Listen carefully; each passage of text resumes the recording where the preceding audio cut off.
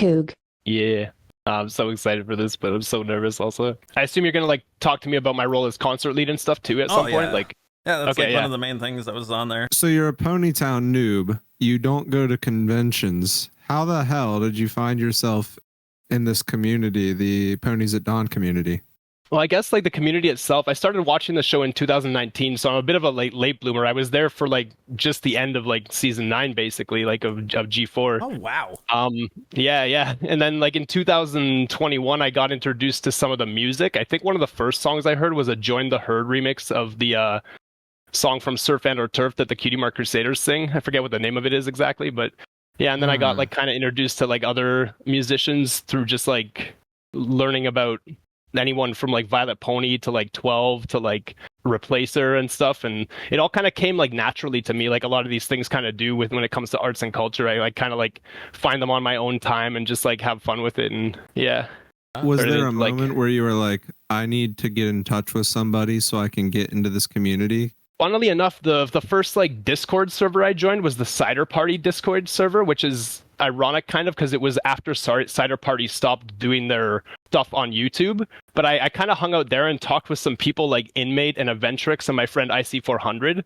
And Aventrix is kind of like who I have to thank for bringing me into a lot of these groups, because they kind of like introduced me to some of the other Discord servers and kind of like opened some doors for me, I guess, and it just kind of like expanded from there. Who's the coolest person you've met? I'd have to say you guys are pretty awesome. Aw, come on now. You don't go to cons. Have you ever been to one though? I've been to an anime convention called Anime North. I actually did buy one print from that convention. This was before I was into the MLP universe. Like I said, it turned out I realized like 7 years later that print was actually an anime anthropomorphized version of Rainbow Dash. I guess you could say I was like the fandom was kind of calling to me the whole time. Yeah. Yeah, let's start a GoFundMe.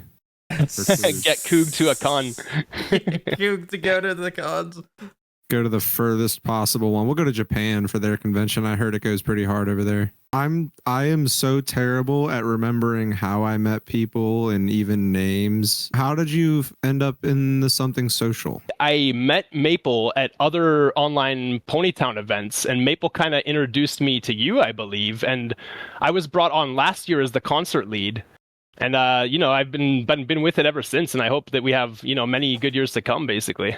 Well, we get asked sometimes like, how do we join you? How do we help out? How do we blah, blah, blah. And it's like, honestly, it just happens naturally. It doesn't, there's not like a sign up sheet. Yeah, people have even come forward to me on Ponytown. They'll recognize me and be like, oh, like I've seen you like at the events and stuff as like a host or a moderator or stuff. Like, how do I get involved? And the truth is like, just don't stop being involved in like a natural way, and like you never know what will come your way, basically. Like we try to open the doors for like as many content creators, as many musicians, as many artists as we can, and like we're never going to stop doing that. That's what this is all about, really, is like having fun, making friends and creating. When it comes to like people wanting to get involved, and this is actually one of the bigger questions that we get asked all the time is like, how do I get involved? We only know who we know, right? Like we don't know everybody. We have plenty of people in the something social who do a lot of the background stuff and building and all that stuff. They don't post, they don't do anything, they don't make music, they don't do anything, they just play the game. But they've played the game enough and just happen to bump into the right people and talk to them, and that's where they're at now. I had no idea that there was a whole brony community when I found the show back in 2012. And then when I found like the first fan music of it, I became obsessed with it. And from there, I just had that thought in the back of my head, like, I'm going to be that involved one day with this community. Yeah, I think a lot of people talk about like the success of the community and talk like, are we losing members? Is there like a downfall or something? I think the community is in like a weird renaissance of sorts where the members that do exist in the community are actually more active than they've ever been, essentially, as creators, as artists, as musicians, as, people that do animations on YouTube and stuff.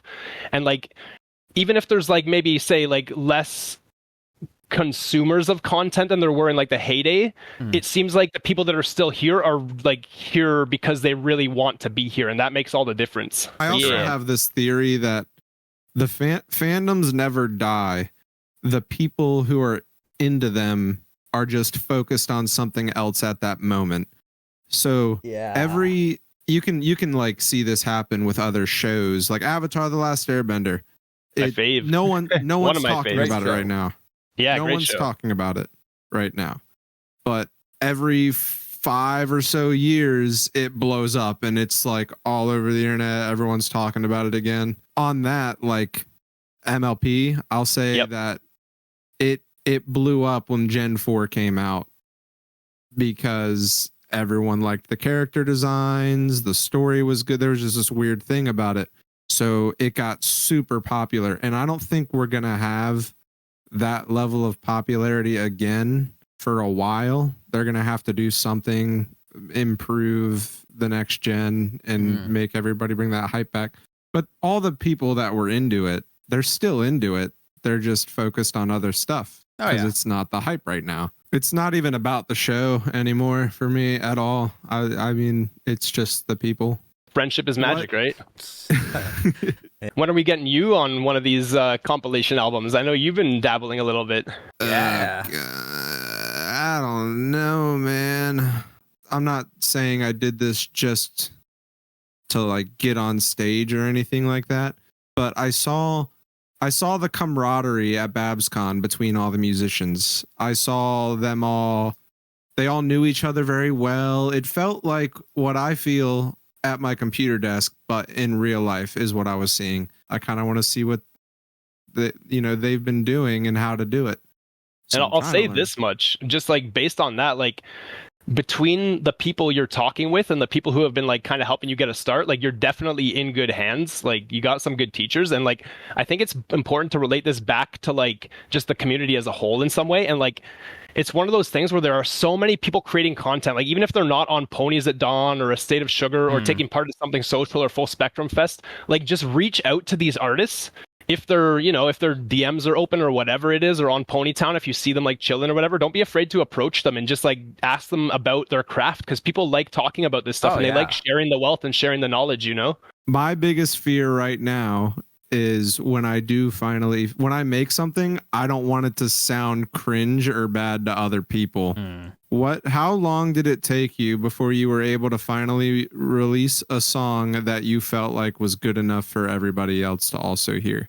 Oh, I mean, I'm a slow learner and I learn at like my own pace, So like for me, I'll be honest with you, it took me like at least 6 to 8 years to get a place where I was comfortable like sharing my music with other people. But I know some other people, and it depends like how fast you learn and how like passionate you are about it. But like some other people are like playing like even like big mainstream festivals within like 4 years of their like career basically and stuff that I'm like aware of. And like even like people coming into this community, they can leave their mark within like just like their early stages of their musical, if you want to call it a career or whatever. Like it just depends on like how much time you want to dedicate to it. Basically, it's just the same with any other craft. You have to have discipline and like work on your skill set and build it through practice. Do your parents listen to your music? Oh, of course, yeah. Good. My stepdad's a bit harder to like crack because he used to be actually like a DJ, and he would sell and collect records and stuff. So he's like kind of like a bit of a connoisseur, but I showed him mine and Dauntless dance track and he said it sounds like electronic jazz in a way, which I thought was a funny description, but like, I'm glad he appreciated it. Yeah. Interesting. Well, it's just because of the chord structure and stuff, I think, it doesn't have like the swing that jazz has or whatever, which is like, really important for jazz, but I think it's just the way the chords are like laid out and stuff. He said it sounds like more complex and more unique than like other electronic music. Yeah, cyber jazz, exactly. Your father is the founding member of the band Helix, is that correct? Yeah, he was the original lead guitarist, which is, for people that don't know that, that's a band in Canada that was popular generally in the 80s, but they still have the original founding vocalist, Brian Vollmer, still literally like, kicking it and playing music, I believe. Yeah, like after you told me that, like that's freaking awesome. Yeah, it's kind of like, that rock and roll lifestyle is kind of in my blood, So QOOG, if you're working on music, where would you upload it so like the fine folks can give you a listen? I actually have 2 or 3 SoundCloud accounts, but honestly, if you just Google QOOG, I believe my SoundCloud account will come up, and that's like, from there you can see like some of my other aliases if you want to like do it like a deeper dive or whatever. But yeah, QOOG, all caps, and just give it a Google, and I'm sure the SoundCloud page will be the first thing that pops up. You heard it here first, folks. You got to Google QOOG. and then you'll get the music. Yeah. We got a lot of talking Guess we points should get there. back to the fun, right? Yeah, we'll see you on stage, buddy. Heck yeah, catch you all out there.